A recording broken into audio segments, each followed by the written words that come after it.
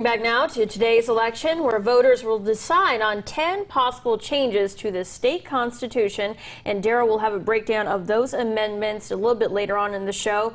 But here at home, there are several local races our newsroom is going to keep an eye on today. First off, we have Lauren Linville, Shatanya Clark, and Jared Spoor out in our communities to keep us updated on the key ballot items directly impacting you at home. We're going to start things off with Lauren, who is now covering a Wichita Falls proposition. Lauren? Yeah, Melanie, I'm at the First Christian Church over on Taft. It's just one of many polling locations that people can come and have their voices heard. On the ballot for voters in the city, a measure to increase the hotel occupancy tax in order to pay for upkeep and improvements to the MPEC and Memorial Auditorium without burdening local property taxpayers.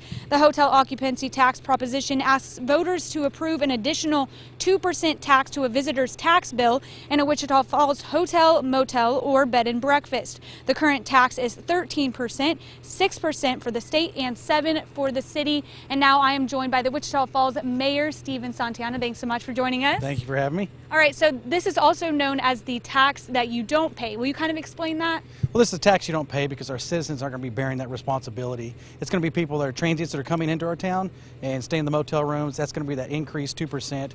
They're going to be seeing the burden for that tax increase. Okay, and so what are some of the improvements needed and why? Just a whole list of improvements. And the reason why is we just haven't seen that growth right now. And these facilities are starting to get a little aged. So you want to start repairing the roofs. First and foremost, we have some partitions, bathroom renovations. There's just quite a long list of things that need to be improved on, and this is going to help in those efforts. And so how could this help the local economy if it does pass? You know, it helps the local economy because if those facilities are better, you're going to have more conventions, more opportunities for outsiders coming in. That's outside dollars being dropped into our economy, not just Wichitans trading each other's dollars. So that's basically the goal. You know, if we can get those facilities to be improved, we can get more people to come to our facilities. That's a lot more tax dollars and revenue for the city of Wichita Falls. All right, thank you so much for joining us, Mayor. I appreciate it. Voters can vote against the hike altogether, or for the tax hike to just go to the MPEC, or just Memorial Auditorium, or both. If both pass, the money will be split between them, and if only one passes, all the money goes to that one facility. And just another quick reminder that you can vote at any of the voting centers. Doesn't matter where you live. You can find those polling locations over on Texomashomepage.com. All right, Lauren, thank you again so much. And if you live in Bowie, there are several local races on your ballot box you need to be aware of. Jared Spoor is now covering these elections for us, and we turn to him now live in Bowie. Jared? Melanie, people in Bowie have just under 2 hours left to vote. They can either do it here at Bible Baptist Church or they can do it at the Bowie Public Library. Now, Mayor Galen Burris is running for re-election. The former city councilor ran unopposed in November of 2017. She's running against Bill Miller. He previously ran for the city council seat for Precinct 3 East Ward, but was defeated. There are also 2 city council seats up for grabs. Michael Christmas and Diana Higgins are vying for the Precinct 1 North Ward seat. The candidates in Precinct 2 are Councilor Jason Love, who is facing Jason Johnson. You can find our candidate profiles on all these candidates. We'll have that for you over on our website. Now, these elections comes as the city of Bowie is under scrutiny for the way it handled the new city customer service center. Texas Rangers inquiry is underway looking into allegations that city leaders possibly violated the Texas municipal procurement laws and the remodeling of the old Legend Bank building. Now, it's unclear if that investigation will have any factor on today's election outcomes. Now, I talked to a couple different candidates today and about transparency within the city council. You'll hear some of that coming up tonight at 6. All right, Jared, we look forward to it. Thank you again. And one Clay County school district is hoping voters will give them the green light to fund several construction and renovation projects at their campuses. And Shatanya Clark is following Bellevue's bond election for us. Shatanya? Melanie, I am here at the Bellevue City Hall, and as Jaron said earlier, folks have a little less than 2 hours to cast their votes. Now, school district leaders are hoping residents will vote for a $4.5 million bond issue, which will fund 5 projects, majority of which will go towards security and safety. About $2.8 million will fund storm-safe corridors in the new classroom addition with an exterior door for security, a controlled visitor reception area, and site fencing and gates. The hope hope is to make improvements to ramps, handrails, and the ADA accessible restrooms. The cost for this is an estimated $115,000. Now, district leaders are also hoping to renovate LADS and its special education room, as well as repair the exterior insulation finishing system on the exterior of the building. About $365,000 will be spent on an additional 1,600 square feet for career and technical education and ag mechanic project space.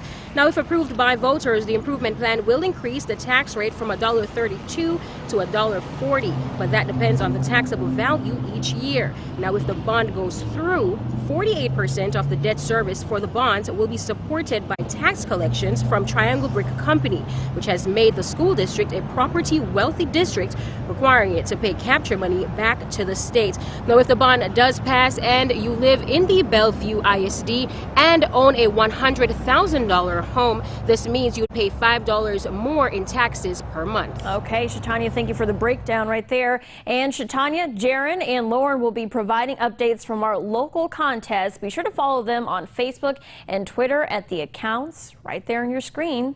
And Texoma's homepage on Facebook is also a great tool. Later on tonight, we will not only have our election ticker going across the bottom of your screen, we'll also be giving live updates on our Facebook page.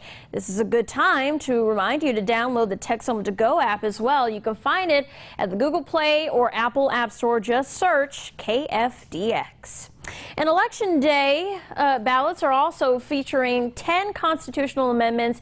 That's where we find Daryl Franklin. He has all we need to know about these items today. Melanie, before state lawmakers left the Capitol at the end of the session, they handed some responsibility back to us, the voters, to decide on 8 possible changes to the Constitution. Voters are choosing whether to spend all of the state's sporting goods sales tax on state parks as intended when the tax was created in 1993. To date, more than half of that money has been rerouted to other budget items over the past 25 years. This is listed on the ballot as Proposition 5. Proposition 6 is a measure to allow the Cancer Prevention and Research Institute of Texas to give out an additional $3 billion worth of grants beyond the $3 billion already allocating. Proposition 10 will allow retired law enforcement animals to be adopted by their handlers, ending a requirement that the animals as government property be sold or destroyed when no longer in use. And the amendment getting the most attention is Proposition 4. This would make it more challenging for future lawmakers to enact a personal income tax, requiring support from 2/3 of the House and Senate and a majority of Texas voters. Now, currently, the state constitution requires that any proposal be approved by a majority of lawmakers in the House and Senate and a majority of voters in a statewide referendum. There has been a lot of confusion about this proposition because of the way it's worded, too, on the ballot. So, to be clear, a for vote on Proposition 4 is a vote to prohibit a state income tax in the Texas Constitution. Now, you can find a list of the other propositions over at Texomashomepage.com. That is good to know, Daryl. Thank you again so much. There's also a big election happening around the state, at 3 different states, Kentucky, Mississippi, and Virginia. So President Trump is not on the ballot this election day, of course, but he is stepping up in Kentucky for the Republican gubernatorial candidate. Incumbent Matt Bevin is facing a challenge from Kentucky's Democratic Attorney General Andy Beshear. Bevin is hoping he can harness the president's many supporters in the state and utilize their anger against the impeachment inquiry.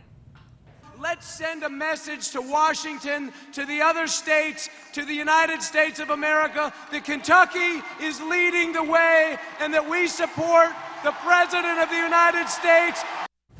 And the governorship is also up for grabs in Mississippi. Attorney General Jim Hood is hoping to be the state's first Democratic governor in nearly 20 years. His opponent is Republican Lieutenant Governor Tate Reeves.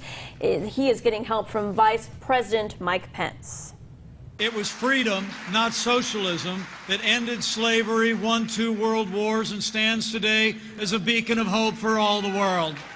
And in Virginia, Democrats are fighting to flip control of both chambers of the General Assembly.